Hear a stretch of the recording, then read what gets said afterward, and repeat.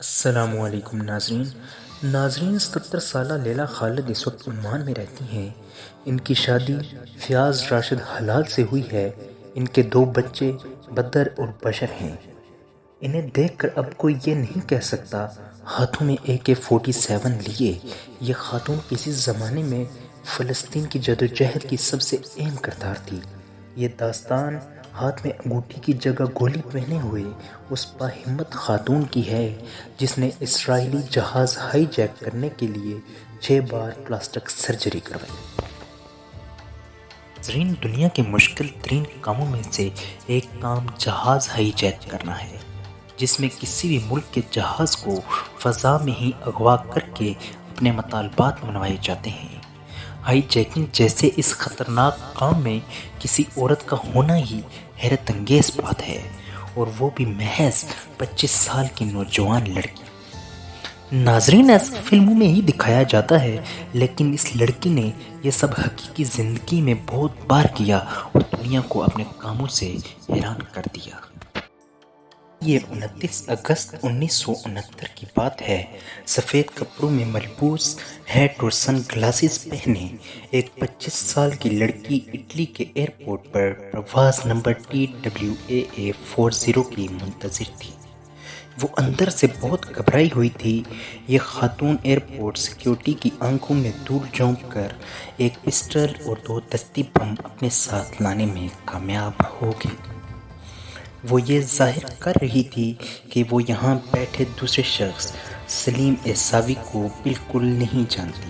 سلیم الساوی دراصل فلسطین کی آزادی کے کمانڈو یونٹ کا ایک اہم کارکن تھا، جبکہ اس نوجوان خاتون کا نام لیلا خالد تھا۔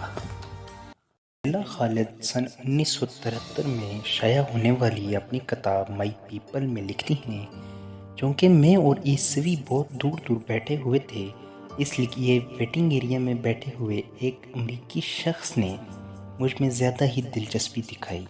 اس نے مجھے بتایا کہ وہ 15 سال امریکہ میں رہنے کے بعد اپنی ماں سے ملنے یونان جا رہا ہے۔ ایک بار تو میرے دل میں خیال آیا کہ میں اسے بتاؤں کہ یہ طیارہ چھوڑ کر کسی دوسرے طیارے میں سفر کر لے، لیکن پھر میں نے خود کو روک لیا۔ لیلا خالد اور ان کے ساتھی نے فرسٹ کلاس کی نشستیں بک کروائی ہوئی تھیں۔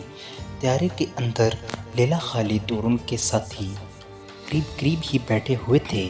ایئر ہوسٹس نے لیلا خالد کو کافی دی، مگر لیلا خالد نے کافی لینے سے انکار کر دیا۔ ایئر ہوسٹس کے کافی اصرار کے باوجود بھی لیلا خالد نے کھانے پینے کی کوئی اشیاء نہ لی۔ لیلا خالد نے ایئر ہوسٹس کو بتایا کہ انہیں سردی لگ رہی ہے، انہیں کمبل دیا جائے، لہٰذا ایئر ہوسٹس نے لیلا خالد کو کمبل لا کر۔ ناظرین، جیسے ہی لیلا خالد کو کمبل مل گیا، لیلا نے پستول اور بم نکال کر کمبل کے نیچے رکھ لیا تاکہ ضرورت پڑنے پر آسانی سے نکال لیا جائے۔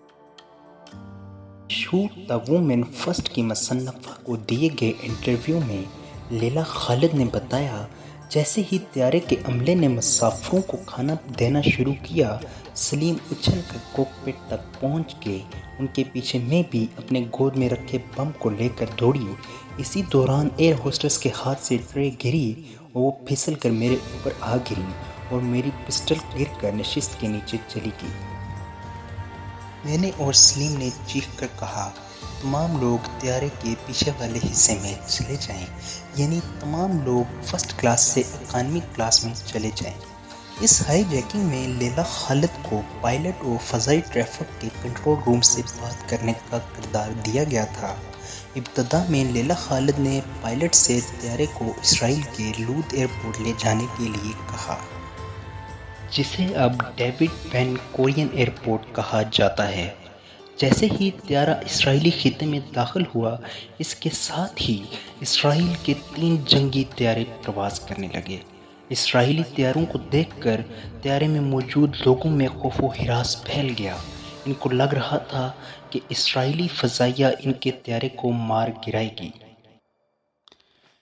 لیلا خالد نے ایئر ٹریفک کنٹرول سے رابطہ کیا اور کہا، اب آپ ہمیں فلائٹ نمبر TWA 840 کے بجائے ELFP کے نام سے پکاریں گے۔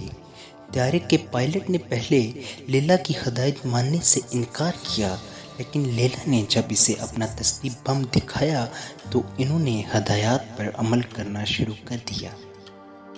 لود ایئرپورٹ پر جانے کا حکم صرف اسرائیلیوں کو چکمہ دینے کے لیے تھا۔ جہاز لود ایئرپورٹ کے اوپر سے گزرا تو نیچے سینکڑوں کی تعداد میں اسرائیلی فوجی اور ٹینک ہائی جیکروں سے نمٹنے کے لیے کھڑے تھے۔ تب لیلا خالد نے طیارہ دمشق لے جانے کا حکم دیا۔